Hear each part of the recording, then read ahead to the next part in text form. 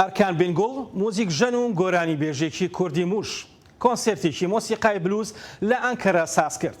بەڵام بە شێوازێکی جیاواز ئاوێتە بە موزیک و گۆرانی کوردی. ئەیوب دەمیر بۆ زایەڵە سەردانی کۆنسێرتەکەی کرد.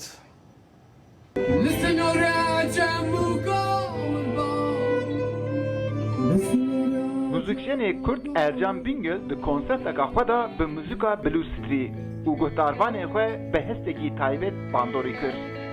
Muzîka blues di dawiya sed sala nozemîn de li Amerîkayê cara yekem derketibû.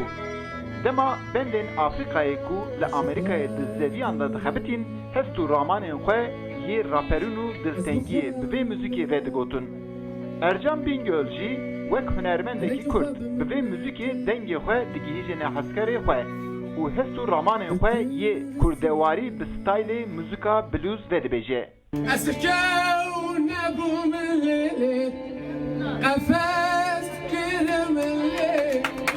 Di bin vê muzîkê de dijderketineke ye. Müzisyen Ercan Bingöl jî di hunerê xwe de viyatîne ziman. Şwazên hîn gelerî min dest bi muzîkê kiribû bi temburê û bi stranên kurdiyên gelerî.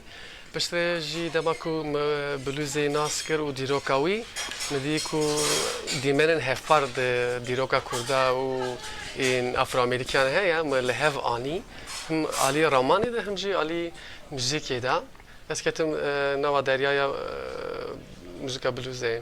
Her müzikvan dema hestê xwe diyar dike bi vê nevê hestê gelemperî yê civakî jî bikartîne. Ercan Bingöl jî ji mûşê xelkê gimgim ye û dibêje di muzîka min de bandora axa min gelek e. Di muzîka Kurdî de motifên blûz hîn girantir cihê xwe girtiye. Ji xeynê blûzê ji ber ku dengbêjî pir li ser me bandor kiriye carna sahneyê xwe de dengbêjî blûzê jî dînin bahev. Her hunermend, her goranîbêj bi vê nevê bi guhdarvanê xwe hene. Guhdarvanê Goranîbêj Bingöl jî ji muzîka wî gelek kêfxweşin.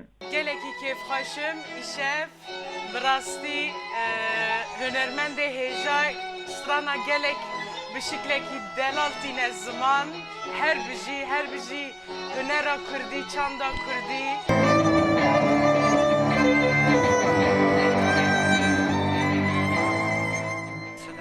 Ercan Bingöl tevê müzîkşena din hevala wî Ezgî Tekin müzîkekî xweş pêşkêşî gelê me dikin xwendevan virin şevek ji şevê havînê demekî xweş